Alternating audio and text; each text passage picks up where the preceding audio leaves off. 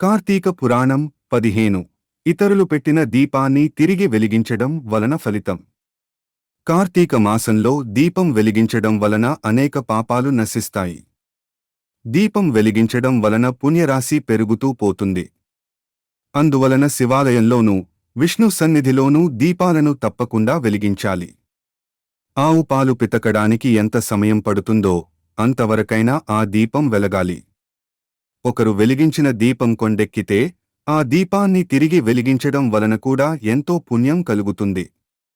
అందుకు ఉదాహరణగా జనక మహారాజుకు వశిష్ఠ మహర్షి ఒక కథ చెప్పడం మొదలుపెడతాడు. పూర్వం సరస్వతీ నదీ తీరంలో శిథిలావస్థలో ఒక విష్ణు ఆలయం ఉండేది. ఆలయం శిథిలమై ఉండటం వలన భక్తులు వచ్చేవారు కాదు. అలాంటి పరిస్థితుల్లో ఒక యతీశ్వరుడు ఆ ఊరికి వస్తాడు. నదీ తీరంలో శిథిలమైన విష్ణుమూర్తి ఆలయాన్ని చూస్తాడు.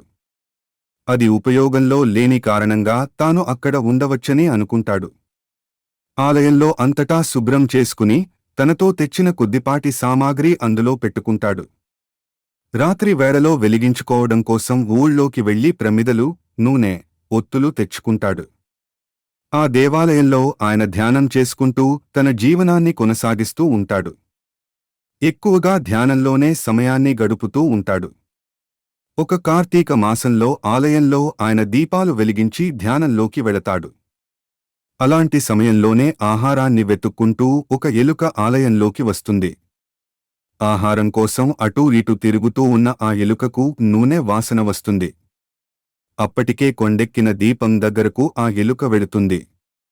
నూనెతో ఉన్న ఆ ఒత్తిని నోటకరుచుకుని వెనుదిరుగుతుంది. అప్పుడే దానికి రెండవ దీపం కనిపిస్తుంది. అందులోని ఒత్తిని కూడా తీసుకుని వెళదామనుకుని దగ్గరికి వెళుతుంది. దీపం వెలుగుతూ ఉండటం వలన దానికి సెగ తగలడంతో తన నోటిలోని ఒత్తిని కూడా వదిలేస్తుంది.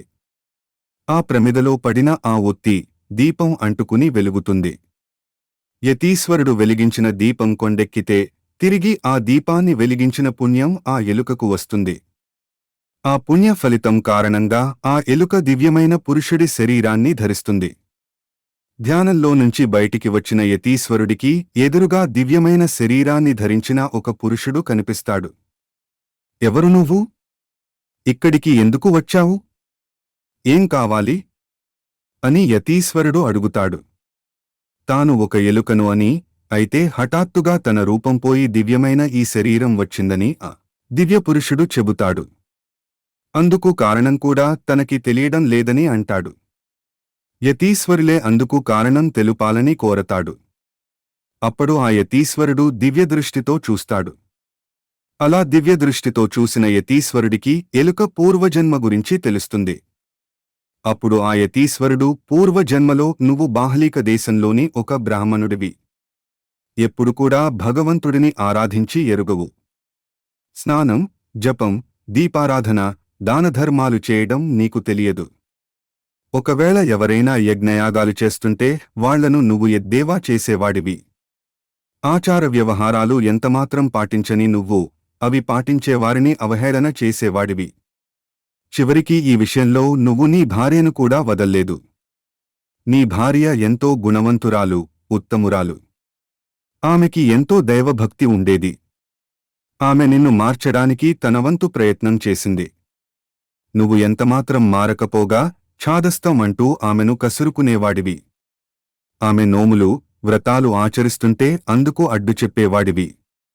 అలా మనసారా ఆమె పూజాభిషేకాలు కూడా చేసుకోకుండా చేశావు. ఆ మహా ఇల్లాలిని ఎంతో ఇబ్బంది పెట్టావు. దైవం పట్ల, శాస్త్రాల పట్ల అపనమ్మకం కలిగిన కారణంగా మరణం తరువాత నరకానికి వెళ్ళావు.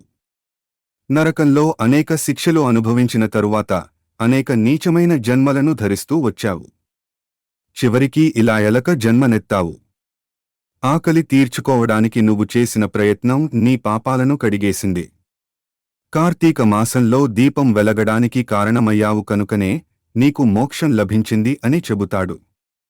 అప్పుడు ఆ దివ్యపురుషుడు ఆ యతీశ్వరుడికి నమస్కరించి అనంతమైన శూన్యంలో కలిసిపోతాడు. కార్తీకంలో ఇతరులు చేసిన దీపం కొండెక్కినప్పుడు తిరిగి అది ప్రకాశించేలా చేస్తే అంతటి పుణ్యం కలుగుతుందని జనక మహారాజుతో వశిష్ఠ మహర్షి చెబుతాడు.